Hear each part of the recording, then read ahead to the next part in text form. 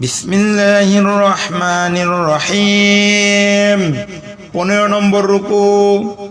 হে বনি ইসরাইল, আমার ওই নিয়ামতের কথা মনে করো যা আমি তোমাদের দিয়েছিলাম। আমি তোমাদেরকে দুনিয়ার সব জাতির উপর মর্যাদা দিয়েছিলাম। ওই দিনকে ভয় করো যেদিন কেউ কারো কোনো উপকারে আসবে না, কারো কাছ থেকে ফিদিয়া কবুল করা হবে না, কোনো সুপারিশ কোনো উপকারে আসবে না, এবং অপরাধীদের কাছে কোথাও কোনো সাহায্যকারী পৌঁছাতে পারবে না। মনে করে দেখো, যখন ইব্রাহিমকে তার রব কতক বিষয়ে যাচাই করলেন এবং সব বিষয়ে তিনি সফল কাম হলেন, তখন তিনি বললেন, আমি আপনাকে সব মানুষের নেতা বানাতে চাই। ইব্রাহিম বললেন, আমার সন্তানদের বেলায়ও কি এ ওয়াদা রয়েছে? তিনি জবাব দিলেন, আমার ওয়াদা জালিমদের ব্যাপারে প্রযোজ্য নয়। আরো মনে করো, যখন আমি এই কাবা ঘরকে জনগণের জন্য কেন্দ্র ও নিরাপদ জায়গা বানিয়ে দিলাম এবং তাদেরকে হুকুম দিলাম, ইব্রাহিম যেখানে ইবাদতের জন্য দাঁড়ায় সে জায়গাকে স্থায়ী জায়নামাজ বানিয়ে নাও। আমি ইব্রাহিম ও ইসমাইলকে তাকিদ দিয়েছিলাম যে আমার এ ঘরকে তাওয়াফ, ইতিকাফ, রুকু ও সিজদাকারীদের জন্য পাক পবিত্র করে রাখুন। এ কথা মনে করো যখন ইব্রাহিম দোয়া করলেন, হে আমার রব, এ শহরকে নিরাপদ রাখুন এবং এর অধিবাসীদের মধ্যে যারা আল্লাহ ও আখিরাতকে মানে তাদেরকে সবর কাম ফল রিজিক হিসেবে দান করুন। তখন এর জবাবে তার রব বললেন, যে কুফরি করবে তাকেও আমি দুনিয়ার ক্ষণস্থায়ী জীবনের জীবিকা দান করব। যে কুফরি করবে তাকেও আমি দুনিয়ার জীবনের ক্ষণস্থায়ী জীবিকা দান করব, কিন্তু শেষ পর্যন্ত তাকে দোজখের আযাবের দিকে হেঁচড়িয়ে নিয়ে যাব, আর তা বড়ই নিকৃষ্ট জায়গা। আরো মনে করে দেখো, ইব্রাহিম ও ইসমাইল যখন এ ঘরের দেয়াল তৈরি করছিলেন তখন তারা দোয়া করেছিলেন, হে আমাদের প্রতিপালক, আমাদের এ খিদমত কবুল করো। তুমি শোনো, তুমি জানো। হে আমাদের প্রতিপালক, দুজনকে তোমার অনুগত মুসলিম বানাও, আমাদের বংশ থেকে এমন এক জাতি বানাও যারা তোমার অনুগত হবে। আমাদেরকে তোমার ইবাদতের নিয়ম শিখাও এবং আমাদের দোষ ত্রুটি মাফ করো। তুমি বড়ই ক্ষমাশীল, মেহেরবান।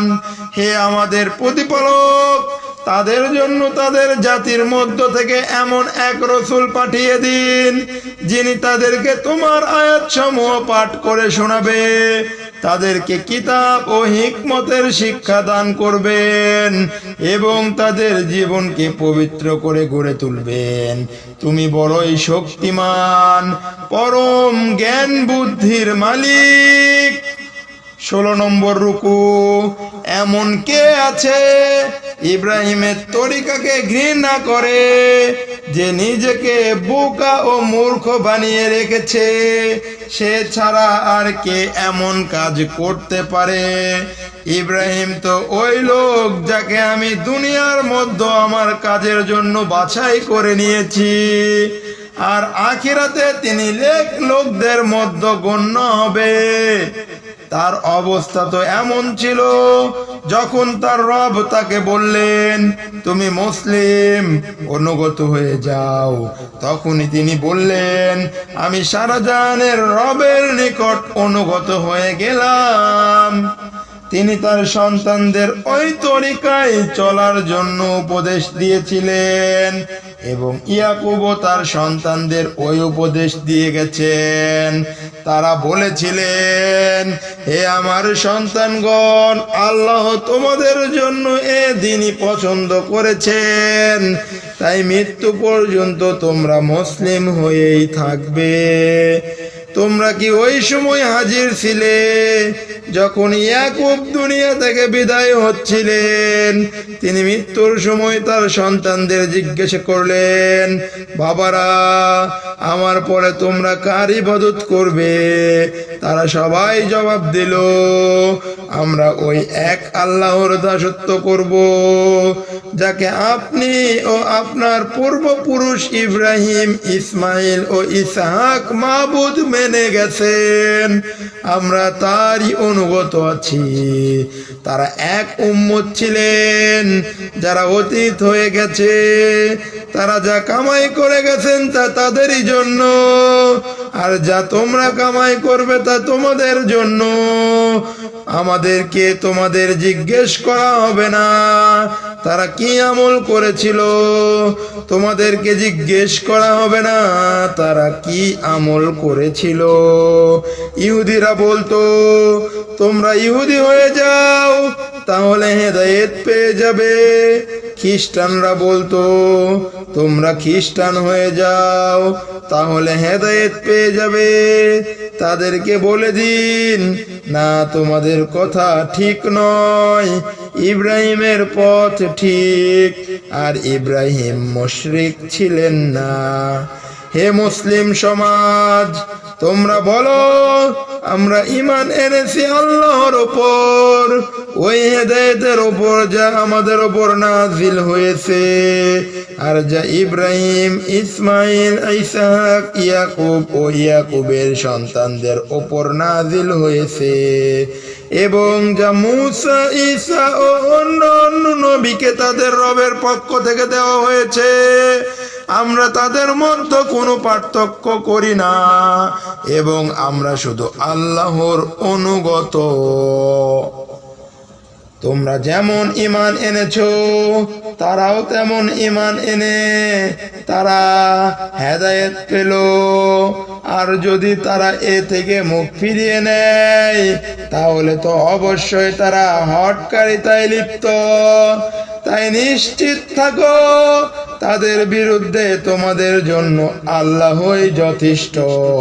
তিনি সব কিছু শোনেন ও জানেন। আপনি বলুন, আল্লাহর রং ধারণ করো, তার রং থেকে আর কার রং বেশি ভালো হতে পারে? আমরা তারই দাসত্ব করে চলেছি। হে নবী, তাদেরকে বলুন, তোমরা আল্লাহর ব্যাপারে আমার সাথে ঝগড়া করছো, অথচ তিনি আমাদের রব, তোমাদের রব। আমাদের আমল আমাদের জন্য, আর তোমাদের আমল তোমাদের জন্য, আর আমরা খাঁটিভাবে একমাত্র তারই দাসত্ব করছি। অথবা তোমরা কি বলতে চাও ইব্রাহিম, ইসমাইল, ইসহাক, ইয়াকুব ও তার সন্তানগণ ইহুদি বা খ্রিস্টান ছিলেন? আপনি বলুন, তোমরা বেশি জানো না আল্লাহ বেশি জানেন? তার চেয়ে বড় জালিম কে হতে পারে, যার ওপর আল্লাহর পক্ষ থেকে একটি সাক্ষ্য দেওয়ার দায়িত্ব রয়েছে, অথচ সে তা গোপন রাখে।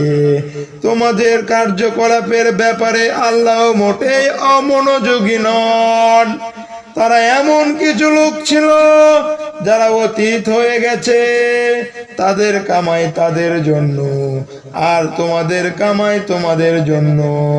তোমাদেরকে তাদের আমল সম্পর্কে জিজ্ঞেস করা হবে না। মূর্খ লোকেরা অবশ্যই বলবে, 17 নম্বর রুকু।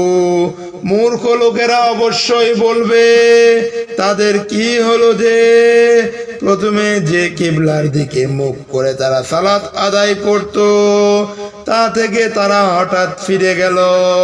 হে নবী, তাদেরকে বলুন, পূর্ব ও পশ্চিম সব আল্লাহর, যাকে ইচ্ছা আল্লাহ তাকেই সঠিক পথ দেখান।